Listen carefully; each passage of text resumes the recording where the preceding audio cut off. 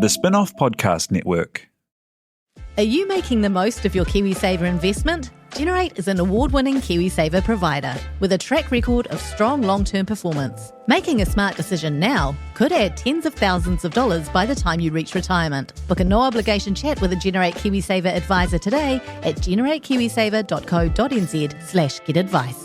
A copy of the product disclosure statement is available at generatekiwisaver.co.nz. The issuer of the scheme is Generate Investment Management Limited, and of course, past performance does not guarantee future returns.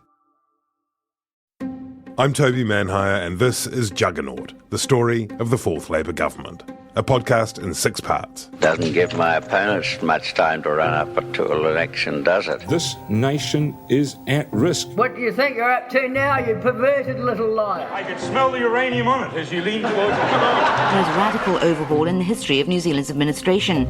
Juggernaut, the story of the Fourth Labour Government, made with the support of New Zealand On Air. Listen now on the Spin-off or wherever you get your podcasts.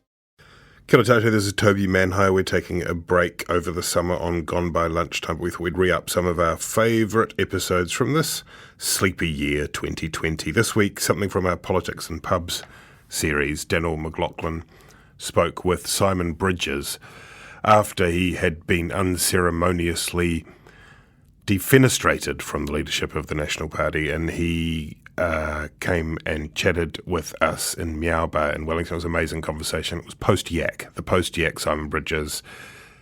It was a good time. Thanks to Flick and Spin-off members for keeping Gone By Lunchtime alive. Kia ora tātou, this is Toby Manhire. We're taking a... Kia ora tātou. My name is Toby Manhire. I'm the editor of The Spin-off, and huge welcome to everybody here tonight. This is the number 3 in the Politics and Pub series that we've been running with Verb Wellington. And the first one was in level 4, I think, and it was Danyl and Andrew and Neil in a closet somewhere.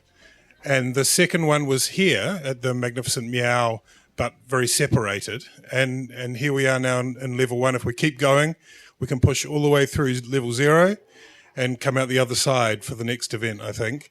Huge thank you to Meow for having us here. They're a magnificent kind of pillar of the arts community in Wellington. So go and order a drink, order another drink, get a bowl of milk for your baby yak, whatever you need. This event is a collaboration between Spin-off members, thanks to the Spin-off members here, and the Verb Wellington community members. I think that's what it's called. Magnificent. Join them too. I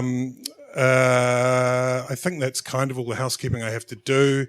Just want to welcome Danyl Mclauchlan and the third to last and next leader of the National Party, Simon Bridges. A very big, warm welcome.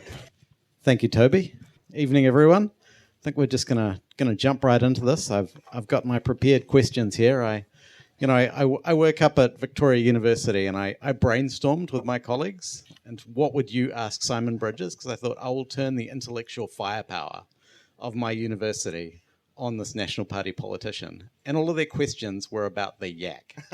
So if you don't know, Simon, a couple of weeks ago, maybe months ago, I don't know, it seems like a long time, did a piece on social media in which he appears in a paddock with a baby yak and gumboots and a Roxy Music t-shirt. Maybe he's wearing shorts or trackies, maybe he's not, who's to say.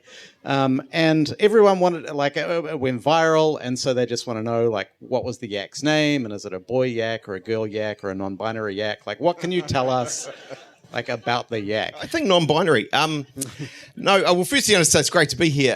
Andrew over there somewhere said to me when I was just about to come up here, good luck. And I said, look, I've killed my career several times. It can't go that badly, right?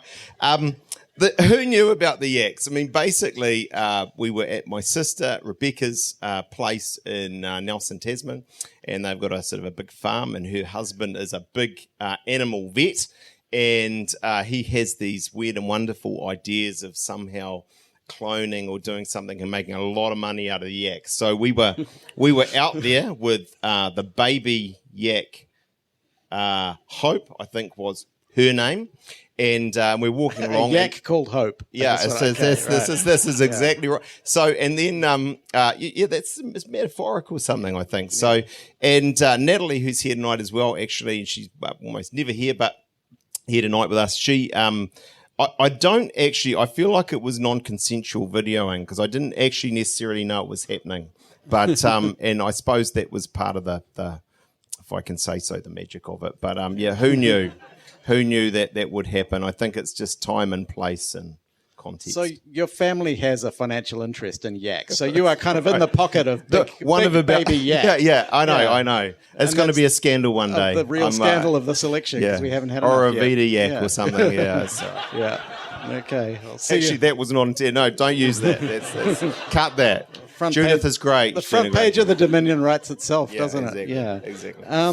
So I kind of wanted to try and segue that into like a vaguely credible question about leadership, because something that struck me about your kind of like, I don't know, your social media virality when you stopped being leader is how kind of different it was from the way you often came across in the media when you were leader. Yeah. And I just think that's quite interesting because you would have had a lot of expertise around you when you were the leader, telling you what to say and how to connect to the public and how to make the public like you. And it didn't really, like there's no nice way to say this, it didn't really work.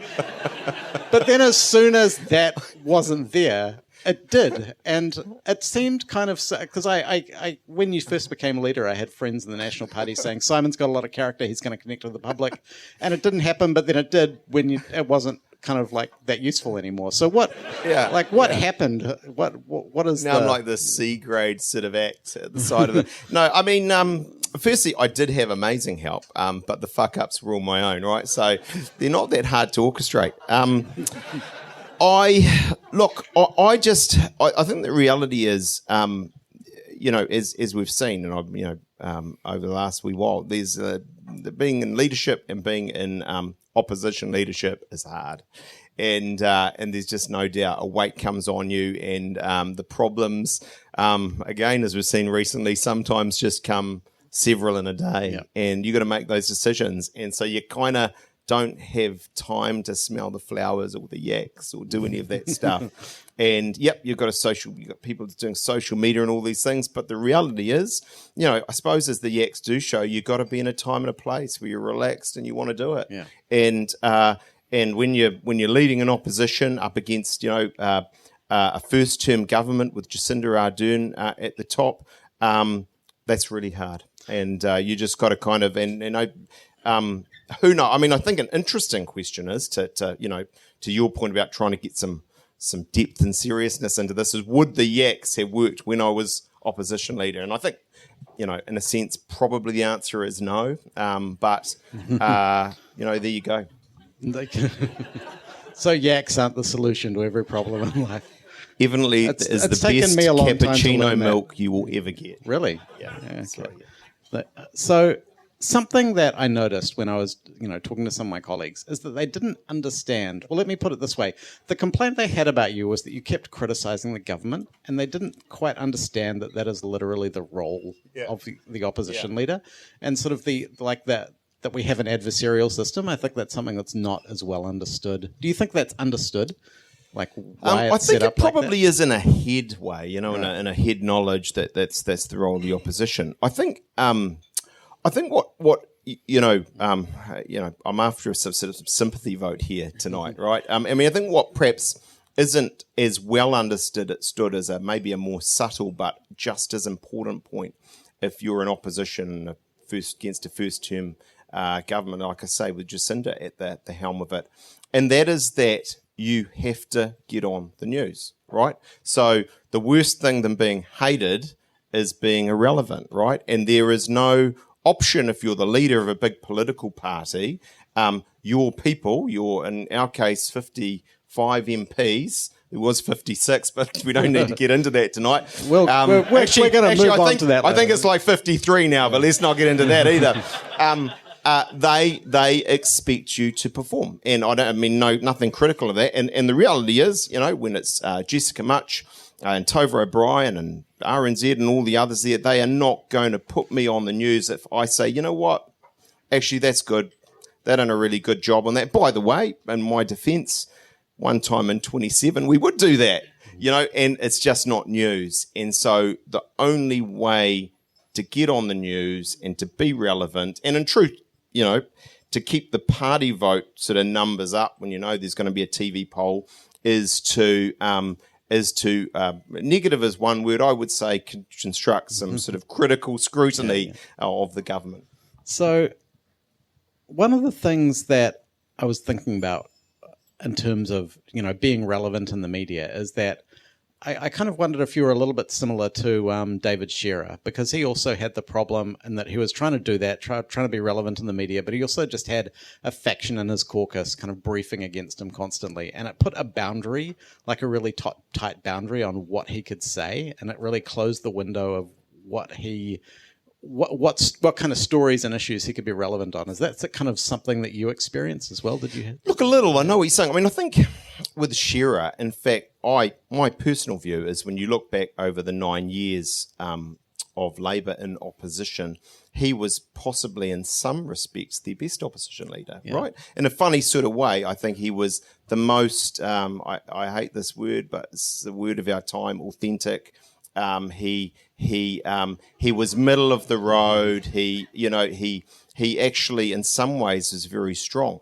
I think where he suffered, and we've seen this in our party, dare I say it, in recent times, is that he had too many people around him telling him what to do, giving him advice, saying, you've got to do this, no, you've got to do it that way, no, actually this third way is the best way. And the problem with that is, if you do that, you end up kind of stuffing up everything. That you can no longer fake your authenticity. Something like that. You can sort of put a shrink in and tell me what that all means. But, I think that wasn't my problem. I actually think, in many respects, behind the scenes, and of course, no one here, maybe with the exception of Natalie, saw behind the scenes, but behind the scenes, one fault, myself and the people around me didn't have is actually we did make decisions. And in a sense, although it wasn't sort of necessarily worth anything, that's why I got through 2.5 years of the gig, because we would hear from different people, but then actually we did make decisions. And I think in leadership and in politics, making a decision, dare I say it, sometimes even the wrong one, is much better than what I think David suffered from. I think David's a top guy, but was sometimes not knowing where to go on something. So your replacement, Todd Muller, was also not kind of legendarily decisive.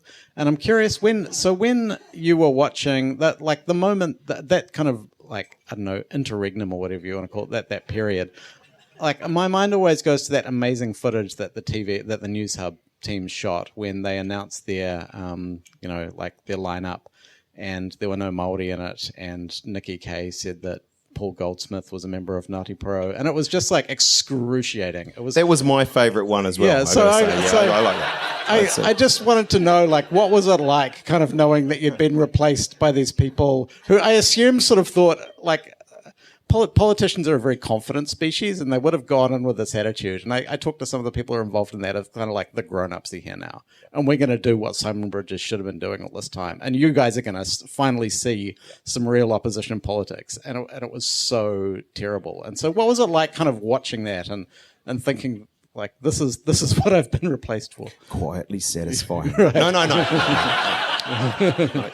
No, that's not true. No, that's not true. I mean, in all seriousness, I think that only if I'm being straight up. I didn't like it. In truth, it's the old cliche, but the worst day in government's better than a million days in opposition. That's true, right? I want to be in government, and that's why I'm staying in politics. I feel like it's a contribution to make in that. The only very quiet, small, little slither of satisfaction I got was just for others to know, indeed my friends and colleagues, it's not as easy as it looks, even when it's going badly, right? It's a hard gig, and actually, I'm sure Todd and Nikki and others around them would agree with that today. I reckon, it's always easy to say what people got wrong, and I'm about to do that. But I think what they show, which is why I still think National does have a path to power, even that we're seriously an underdog and all of those things, is that they suffered from things Judith won't suffer from. And one of those was they wanted to be, in the leadership team, they're a very small target. You know, we're going to know, actually, if Jacinda said something, we're going to agree with that. And you're right. I think that was because they looked at what I did and they said, well, we're always disagreeing and that's no good. So they took a different tact. That the problem with that is that never works. And as you saw, you know, National's popularity declined because there are a lot of people who say, you know what, actually they are getting this thing about COVID-19 wrong. Or, you know, in the economy, there are these things that could be done better. And I think it also demonstrated another thing I've already said to you, really, but that is that politics today, and you can argue whether this is good or bad, but it's high energy, and you have a sort of a duty, if you're the opposition leader, to be getting on TV and doing that and having some energy about that. And that was something that they, I think, struggled with for a few weeks as well. Russell Norman described it to me as you're a leader of an opposition party. You want to look like a duck, and that you're sort of like gliding along, but under the water, the feet are paddling furiously. Yeah. So I think that's right. I think the only other, you know, we're really on a roll here. Yeah. The only other thing I'd sort of say is, you know, what is also true, and what, you know, and I reflect on, if I could change one thing, is when you think about that aspect, because I think you're right that there is a actually solemn, almost noble, you know, not everyone will agree, but aspect to, you know, it's our system opposing to sort of refine the system and get the best stuff right, and it makes a good government better, by the way, if you're doing that. What we lacked, I think, a bit in National at the time is what Key had, what English had, which people like Stephen Joyce around them, to take it to the opposition, right. And have those things. In my case, it was often a case of, look, I had to perform that role as well, if you like, leader and attack dog, and that, of course, doesn't go so well for public for personal polls. It did, I think, though. You know, here I am. I sound like some old politician defending his record, because I am. But it did keep the party support very high. So I want to kind of pull back and talk about like politics in a more general way, because we've had this amazing period in which we're going through this national crisis, and there's a global pandemic, and there's an economic crisis, and it's kind of been married with this amazing level of dysfunction at the kind of like political class. We have the Serious Fraud Office investigating these 3 different donations and 3 different parties, and there have been all these resignations and scandals. So what is going on? Yeah, no. Well, there's so much in what you're asking. I think on COVID, there's just this natural human thing that smarter people than me, you know, are probably in the, I don't know, is it the anthropology or the psychology department of Victoria, can kind of work through. And that is that countries rally in times of crises. Yep. And that's probably actually a good instinct, right? And now that I'm not the leader, I can say, no, I can be a bit sort of relaxed about that, because actually, yeah, I get that. And as I say, it's a good instinct. Alongside that, the SFO stuff, well, that's one thing, and that's inexcusable. I mean, it's criminal, right, actually. And we'll see whether it is when these things go through the court cases. All the wider shenanigans, though, I'm not making excuses for it. You know, the sexual picadillos and the various things. I would just say, you know, actually, you out there in the audience, you're no better than us. And if you were to come to Parliament with your, no, that's true, but it's a House of Representatives, right? We don't go there as sakes. We don't. I'm sorry.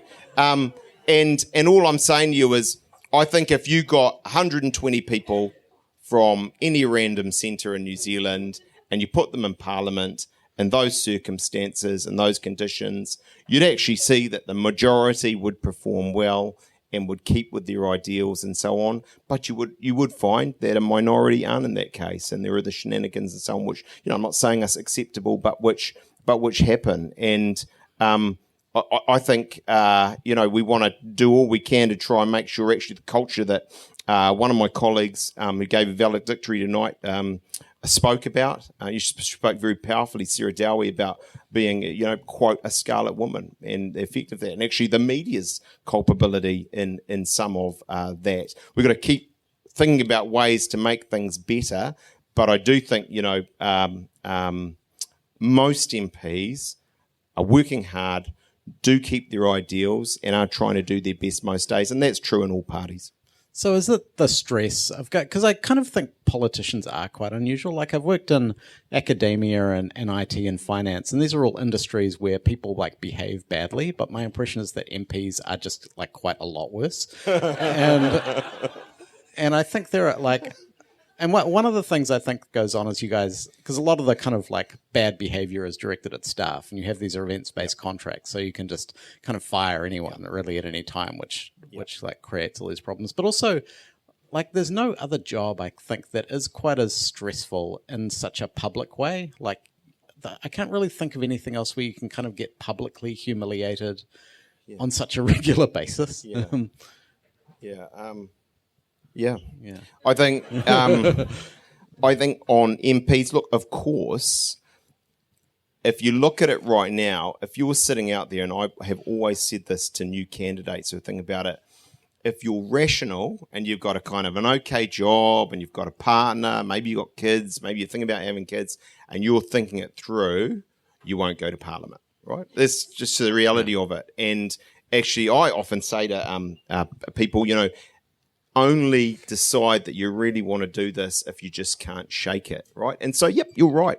It's a certain kind of person. Yeah. I would say high ideals. You might say psychopath. I don't know, but certainly a Class A, Type A type people who are comfortable with high octane and all of those sort of things. What worries me though is that right now with the remarkable, terrible behaviour you've seen in recent times. The Andrew Falloon stuff is, the most epicent example. Is what that does is that makes that irrational decision to come to Parliament like even more irrational. And by the way, that's not good for any of us because, by the way, we do spend billions and billions of your dollars. We are the people who decide what environmental checks and balances and safeguards are in place for New Zealand. We do decide the decisions that determine whether the health system is going right or not. So, we've all kind of got a vested interest in making sure that the system is reforming, getting better, but also forgiving at some level for normal people, the representatives that we want to go to Parliament. So you talked about Sarah Dowie kind of in her speech. I haven't seen it yet. She just gave it kind of like putting the media on trial a little bit. And so that's something that I think, I don't know, I don't want to kind of like defend everything that's in the media, but there's often a critique that the media kind of amplifies scandal and personality-based things at the cost of like serious political substantive discussion. And I don't know, I think there are a few journalists out there and who've had a similar kind of experience to me, which is that when you kind of write about policy, not many people really read it. Yep. Like, I wrote this massive piece on like National's, and social investment thing for the 2017 election. And I think it had like 20 readers. Whereas if you write about, I don't know, like Jacinda's Dream Holiday or something, then you're kind of like guaranteed that's going to have a massive readership. Yeah. And so there is that constraint on what you can write. As there is just that constraint on what you can realistically cover. And most journalists do cover both. It's just of course one gets amplified. And of course you're also right. Yeah. It's an easy claim to make, right? Yeah. Look, let's blame the media. They're the bad guys and girls in this, and then they're getting it wrong. And so it's not us, it's them, right? There's a saying, who said this, that a politician who complains about the media is like a sailor who complains about the sea. Yeah. It was a British politician. And we need each other, the same way the sailor needs the sea. I would just say that I feel like we have a beautiful poem going here involving like yaks and ducks. There was a young man from I would just say that there are some new things, though, right, that are going on in the media. And I'm in dangerous territory because I know there's, as you say, journalists in this room who live it, breathe it. But I think what we can agree on is that the media is more stressed today than it's ever been. There's lots of money problems around that. So that does just increase that tendency for, as we all call it, the clickbait stuff. And those tendencies are all moving one way. And that is a bit of a worry. And, I what a suck up I am, but I mean this truly. I am glad and grateful that there are the likes of the Spin-Off and Newsroom, actually, and a bunch of other ones who are doing some longer form stuff, who are trying out new models, because we need that. So, well, thank you. Thank you on behalf of the Spin-Off and its members. So the other thing I sometimes think about this debate, the sort of like policy versus personality debate, is that most of the people that decide elections are swing voters, and they're not like super informed about politics. And I kind of think it's okay for them to make sort of judgments based on character rather than policy, because they don't really unless you're just really quite informed, you can't make coherent decisions about whether, like the Kiwi Build policy, if you'd made a decision in the last election based on the Kiwi Build policy, and probably quite a lot of people did, that was just quite a bad decision that you made, because they didn't implement it and realistically couldn't. So, but, is this person going to be a good leader during a global pandemic? Are they going to just make good judgments and stop us all from being killed? Is like a reasonably good basis for, okay. That's totally right. I mean, look, there's no doubt character and, the whatever you want to call it, but that overall performance and your sense of a leader really matters, right? So there's no doubt about that. And actually the characters around them, whether their team is good and what you make of it, all of that matters. There's just no doubt about it. Policy also matters, though. And I certainly, to the extent you're saying this, wouldn't agree with you that actually Kiwis from university professors down to, whoever, don't respond to it. They actually do. And I can tell you from my own experience over 2-something years as leader of the opposition, we were at our best and our strongest, and the polls on TV and so on showed it when we cut the crap and we were just out there with big, bold, sometimes, and probably I suspect in this room, policies that many here wouldn't agree with, but edgy policies that people could see, they could feel, they could make an assessment on, not cerebral stuff necessarily. We are in the age, rightly or wrongly, I was going to get him in once in this session, Donald Trump. We are in that age where actually the big, blunt stuff works. And by the way, all parties in New Zealand play that game at a level. So you do have to sometimes simplify that stuff down to kind of, will that median voter kind of get it? But I reckon they do respond to policy. Lynn of Mount Roskill is that Lynn of Mount Roskill? Is that what they talk about in the Jim of Tawa? I don't know. Right. So what do you think in terms of policy and issues? What is this election about? Well, firstly, I despair, and my single biggest rant that I'll try and keep brief, but is that what I don't like at the moment, and in fairness today, Judith and those around her have come out with some stuff that is real, genuine policy. But what I despair about and what I don't want to see is a policy-free election.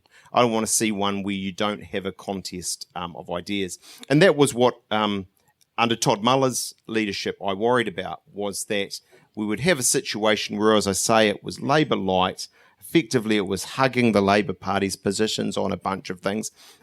I want voters to have a real choice where there's some shade between the two positions. What is this election about? Well, I can only give you my very partisan view as a National Party politician who's still proud to be a National Party politician and thinks we still have a real shot at winning this election.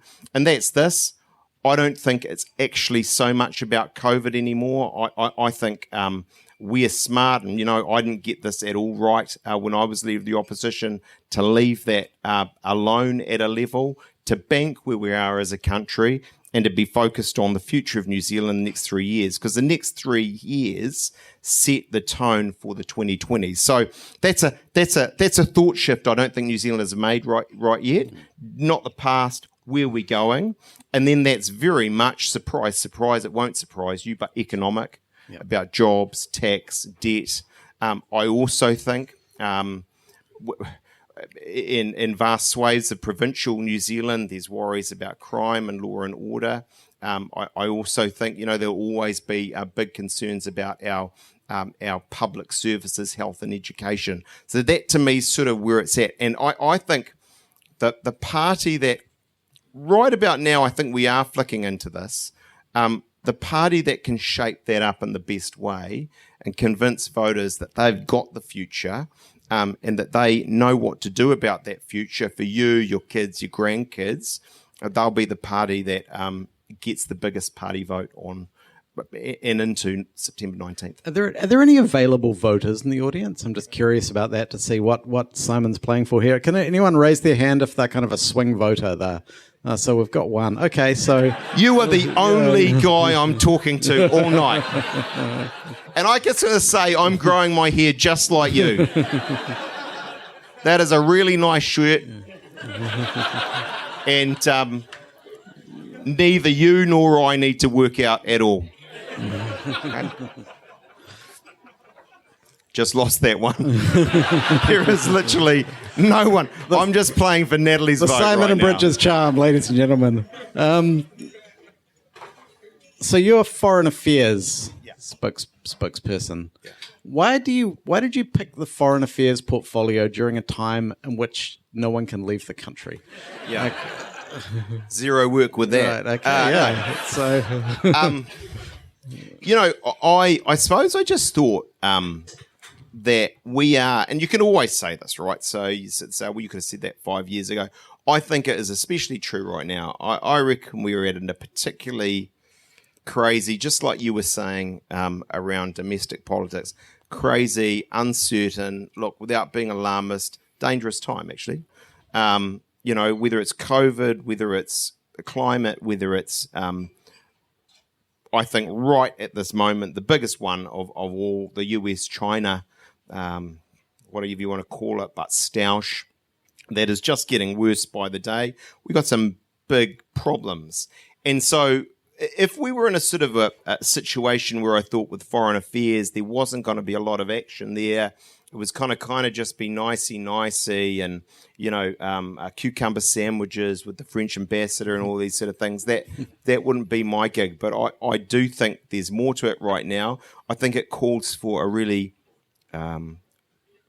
Yak diplomacy. Yeah, yakety yak, It calls for us standing up for our interests and our values. And, actually, let's get him in once in this conversation as well. Winston Peters has got 99 million things wrong. Actually, he's getting the stuff around Hong Kong basically very right at the moment. So there's a bouquet for him. Okay. So you're voting for Winston Peters now. You've been persuaded. So that one of the things that I've kind of been asking people about in this series is political change, and how do people who aren't part of the political system affect change? Like how do civilians kind of make a difference and change things?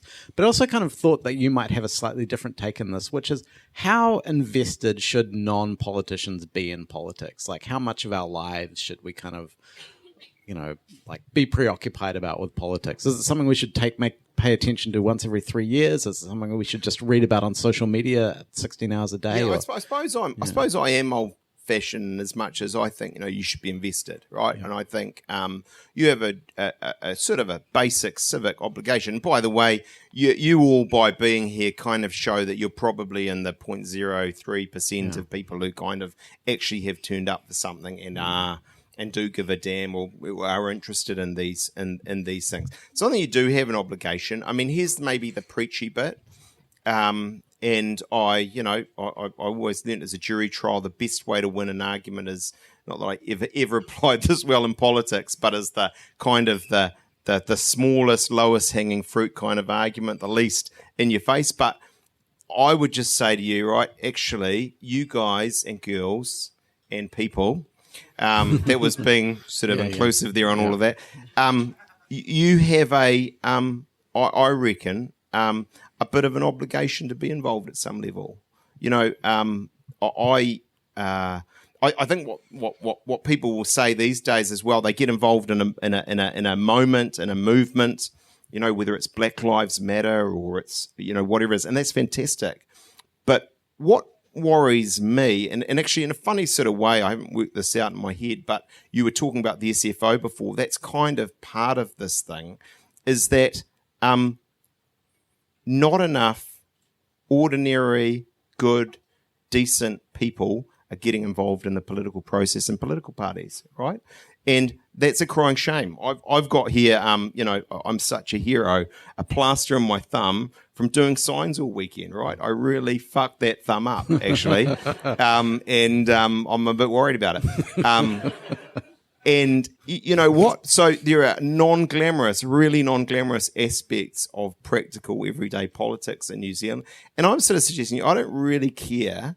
Well, I do, but I'm trying to be noble here. Whether you're Green, Labour, National, what you are, I actually think more should be involved in the political process. Because, by the way, here's a deep and meaningful, honest bit about that. That's part of why actually parties scramble for money. Because, by the way, we need money. And a lot of people will say, well, the answer to that is let's just state fund them, make it easy. I sit and say no, actually, because I think from an overall standpoint on this, you want political parties that have communities supporting them in tangible ways because they believe in them. I think it's freedom of expression to be able to hand money over to a political party and the like. But the problem is, bluntly, if ordinary, everyday, decent Kiwis aren't doing it, we have to go hunting for it. And that's what you're seeing with that SFO stuff at a level. I think Bryce Edwards figured out that you guys, parliamentary parties, get about $100 million a year in funding. So it kind of seems like we have this like dual system in which we sort of have massive state funding, but also donations as well. And that, to be clear, that funding you're talking about, of course, goes to members of parliament to perform their, I suppose, non-political roles. Yeah. And that's good. I suppose you could make a case for moving that over into the political side. Personally, I'm not convinced. And I also I kind of be curious about your take on this, and I haven't quite formulated this in my head, so I'm trying to do it on the fly. I kind of feel like quite a lot of the billboards are a good example. Like, no, billboards don't persuade someone to vote for a political party, but you kind of have to put them up because your opponents are putting them up. Yep. And so a huge amount of, and like you have to have like a huge social media team because your opponents have a social media team. And so it's like a kind of like a Red Queen's dream scenario from Alice in Wonderland when everyone's kind of running to stay in place. And so you have to solicit donations from, you know, like the fishing industry or whoever it is, or the, you know, the Chinese Communist Party to be able to fund the stuff that doesn't make a difference. Hey, you should leave Phil Goff and Leanne Dalziel out of this, okay? That's really hard what you just did. Yeah, so you're kind of soliciting this money. Edit that one too, that's not good. Allegedly.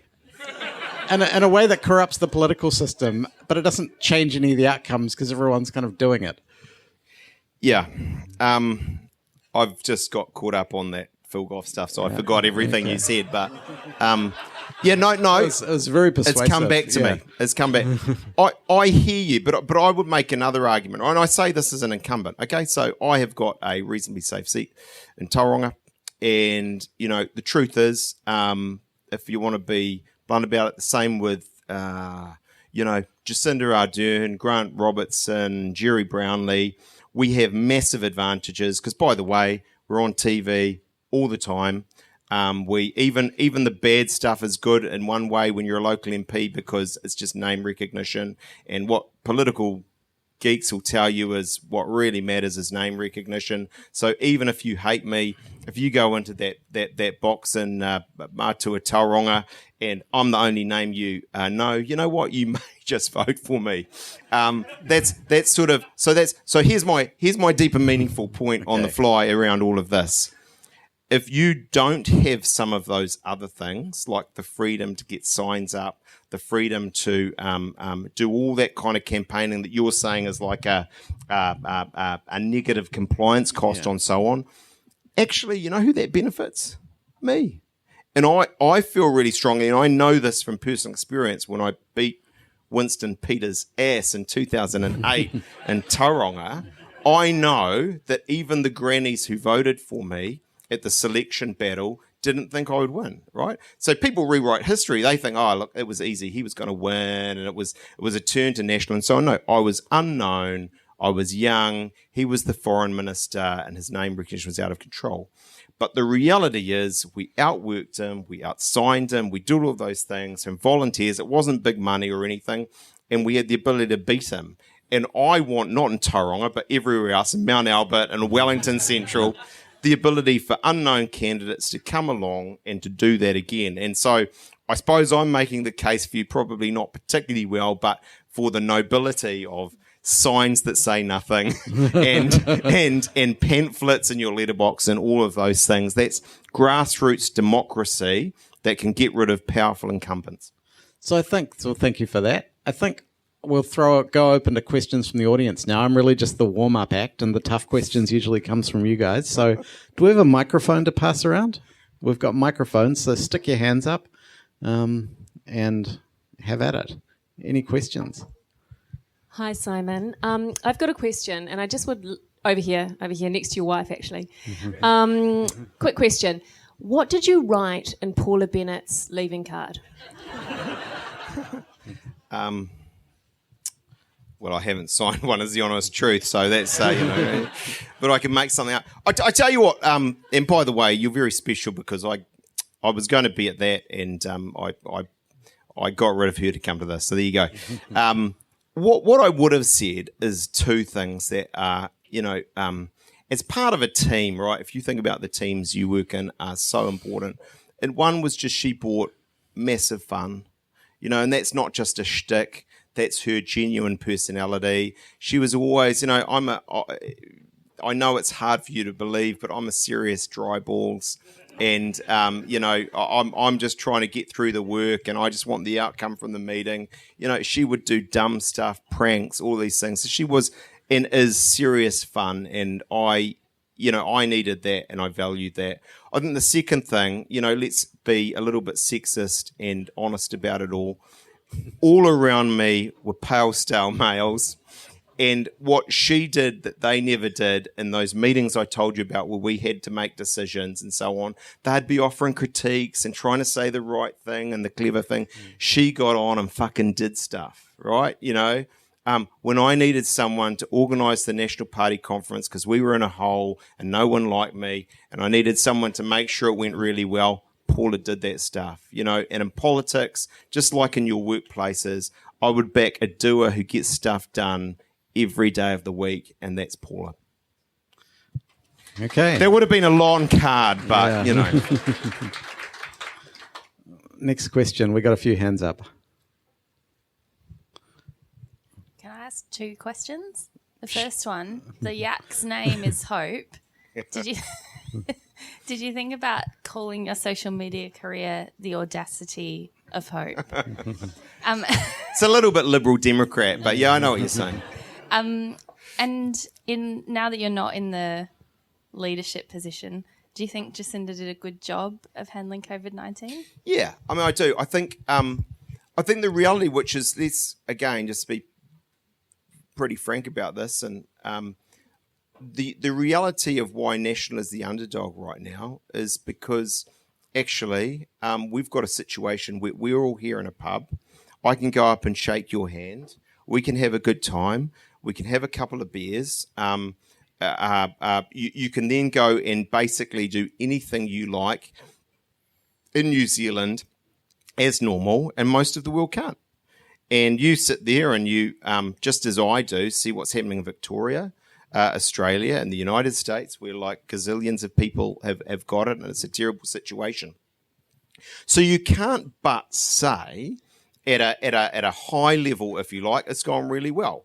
I think what is frustrating for me and was as leader of the opposition, I did take, like, I knew, right? I mean, I don't want to sound like a smart ass, but I knew when we were doing stuff on that COVID committee, I knew when I was doing stuff in the media that people wouldn't thank me for it, but I felt like it was the right thing to do, to actually raise hard questions about some of the shitty stuff that was going on with PPE, some of the shitty things that were going wrong in our health sector, some of the stuff around quarantining that wasn't right. Now, in the end, you know, is what it is. I'm happier now than I was as leader of the opposition, so that's all good. But I'm simply saying it's been a good result. It hasn't been a perfect result. I think in truth we're going to see more problems because, by the way, everyone else has, and we sort of will too. And we've got hard decisions coming. We will just have to make a decision about how we open up. We're not going to be able to get away with just saying, nah, look, we'll just stay closed for 2 or 3 years. At some point, even those of you in this room who think that is, kind of an anathema and a terrible thing to say, you will also think that, I think. So, look, job well done. And now we've got to think about the future and who's the best team and who's got the best leadership to deal with that. And if ultimately your answer is, well, that's Jacinda to her team, well, you'll vote for that. If it's not, well, you'll vote for an alternative. Can I tell a story about the strong team? Was there a discussion about keeping that as a slogan?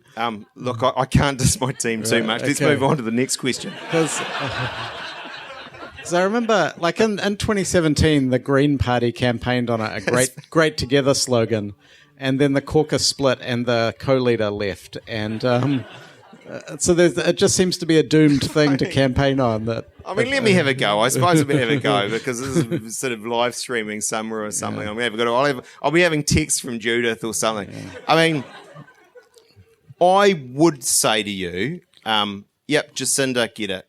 You know, and the other thing, let's just get out in this. What you perhaps even as people who follow politics really closely don't get is these people are sort of friends, right? I mean, you know, Jacinda and I have been doing politics together. We came at the same time. We sledged each other on TVNZ for like our first 3 years. We know each other well. You know, whether it's Chris Hipkins or some of these other guys, we know each other well. And so we sort of get on. I think there is still a point, and you don't have to agree, but, you know, let me make the case that if you look at the overall teams and the competencies, it's hard to argue that even now we still have more ministerial experience. We just sort of do through the Judiths and the Jerrys and even myself, who's held a lot of portfolios over time and a bunch of others. We have more experience running big teams. If you went through the front bench and some of the things. And so I think we still can make the strong team, although the last month or two has been challenging. Do we have another question? We got someone there.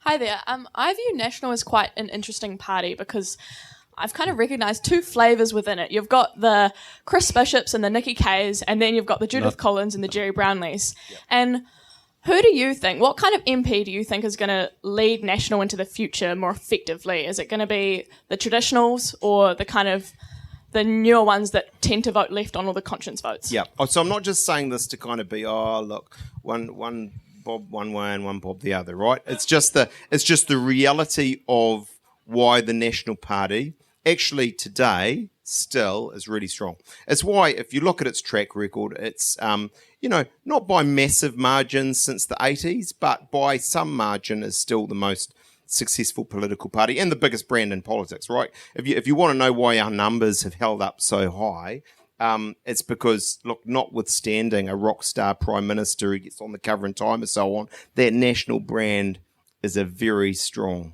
brand, right? And to have a strong brand, you've got to have some things under it that mean that it's that brand has real cred. So my point is simply this: actually, a centre-right party does well when it marries those two things up. Yep. And if we don't do that well, and it's a risk for the future of the National Party, frankly, and we factionalise or we let one side get too strong, we've got a real worry. So you just go back, any successful National Party team, Jim Bolger, the rural conservative, Don McKinnon was an urban liberal, John Key, urban liberal, but basically Bill English, clearly not, right? Simon Bridges, conservative, Paula Bennett, definitely not, right? So you go through, so we're at our best when we get them together, because that ensures that those views, that broad church is represented around a cabinet table, and we kind of don't get silly. We don't go one way too far or the other. Now, if you want silly, you can vote for it. If you want, one way out this way, you absolutely, card-carrying liberal who has very clear views about 20 different things, you vote for it. But I'm simply saying to you... Are you talking about the ACT party there? Well, okay. number 3, the gun chick. Yeah, that's right. Okay. You can do that, but I'm just saying to you, to get the vast sway of the votes, that marriage between Liberal and Conservative is really important, and we've got to make sure, actually, in National, we don't get away from that. Okay. More questions. We got one at the back. Yeah, g'day, Simon, over here, mate. Right at the back. Anyway, you can hear me.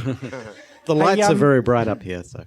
Yeah, I'm just curious from sort of a historical perspective. A couple of months ago, when stuff started to get real about COVID-19, was there a briefing, a moment where you kind of realised how serious it was? And I'm curious to know how it felt, like what was going on when stuff started getting really serious. Was it like world falling down around our ears kind of thing, or? I'm about to give an answer that a real wanker would give, but I'm going to do it anyway because it's the truth. Look, I felt strongly from very early in February that this was going to be bigger than Texas, and and you can go back, and I kind of, I feel strongly also that we need a Royal Commission of Inquiry to go through this, because it's just been such a massive event. We shut down a country for months, and it was the right thing to do. We've borrowed actually over $100 billion, and that's arguably the right thing to do as well. So we need a Royal Commission to go through these things. But I recall it was early February. Getting on the phone to Michael Woodhouse, who was at that time the health spokesperson, and look, I mean, I'm not sure whether he was into it or not, but I just said, man, it was a Saturday, I think. I said, man, you got to get up to Wellington, buddy. And he's in Dunedin, and I'm sure he would rather have stayed in Dunedin. You got to get up to Wellington. You got to have a press conference on Sunday. You got to get the media there. And we've got to drop the hammer on this thing, man. This is going to be big, and this is a really problem.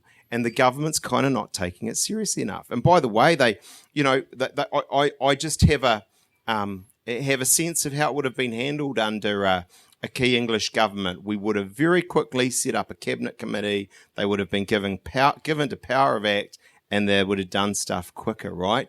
And so we sort of did that. I can remember the Audrey Young column. Sorry, Audrey, but. And she said, these guys are dickheads. They've had this press conference. It was entirely unnecessary. It's over the top. What are they sort of doing? And my genuine view of life is that National, under me, was always about 2 weeks ahead of the public. On some things, we were probably a month ahead. Now, the problem with that is... if you're ahead of the public, you're by definition ahead of the public. And people don't want to hear these things sometimes. And on some things at the time, we went way too hard. And that's my cock-up. And life sort of goes on. It was bad political skills, if you want to put it that way, where I went too hard at times, where I should have just pulled back because the public wasn't there on those things yet. all I would say is if you went back and read the, Facebook post I did that had like 27 people who said I was a piece of crap and this, that, and the other thing. My mother's read every one of them, which is not very good for her. But anyway, you went back and read that post today, you would say, man, that was moderate. That was so sort of, because by the way, within a month or two, it was all absolutely the conventional wisdom of where we're at, but it was just sort of too early. So I'm simply saying to you, I thought personally it was really serious early on. I then thought, and again, this is the read the room, Simon, read the room. But I then thought more quickly that we were in a position where we were continuing, having got too slow to being really serious about it, we were staying too serious too long. And I personally believe we could have started opening up more quickly for reasons of livelihoods and jobs and the like. To change tact completely. Have we Simon, got Angela I'm really, again? Yeah, it's me. Okay. I'm sorry. I'm really interested if there was a song lyric that best described you. I'd really like to know what it was, and I'd also really like to know what song lyric you would describe Judith with. If you don't know me by now, you will never know me. No, I've got this thought in my head that I need to get out. Don't say it, Simon. Can we have another beer for Simon Bridges, please? No. If you're happy and you know it, clap your hands. Right, let's keep moving. Okay, I think do we have time for one more? Let's take one more question, or maybe we should finish on that. No, we got one there.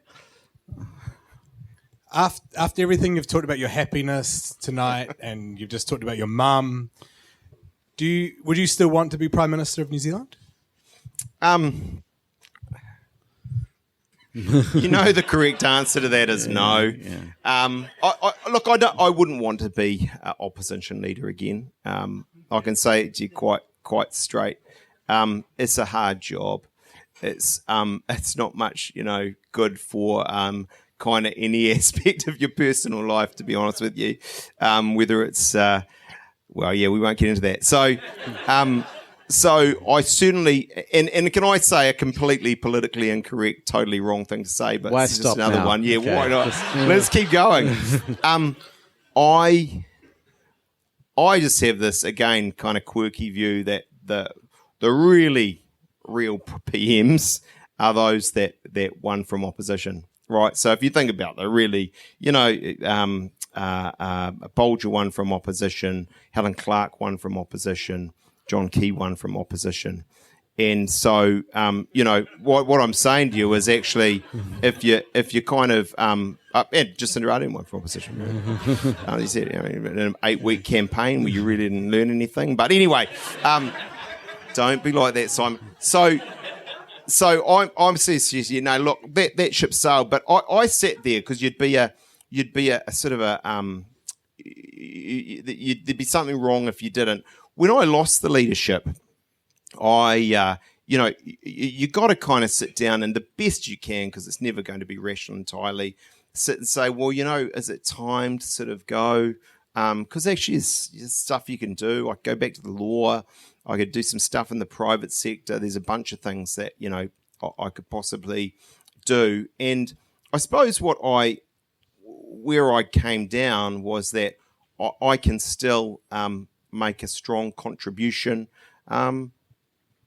whilst not being leader. And, at 43, that may feel old to some of you, young to some of you, I don't know. But, I've still got time to sort of do that and to rehabilitate myself with yaks and song lyrics and all these other sort of things. So the long answer but short answer is no, but I still feel I've got a contribution to make, and that's why I'm sticking at it. Simon Bridges, thank you very much. I can get a round of applause. Thank you. Well done. Thanks for that.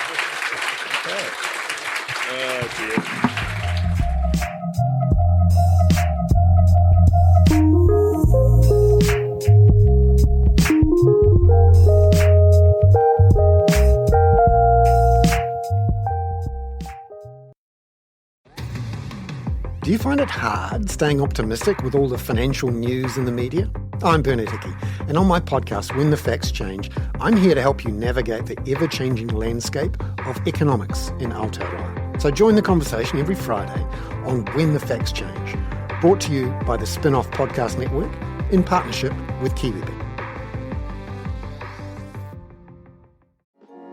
Kia ora, I'm Alex Casey, Senior Writer at The Spin-Off. We wouldn't exist without the ongoing support of our generous members. If you're able to, you can make a donation at thespinoff.co.nz/donate. The Spin-Off Podcast Network.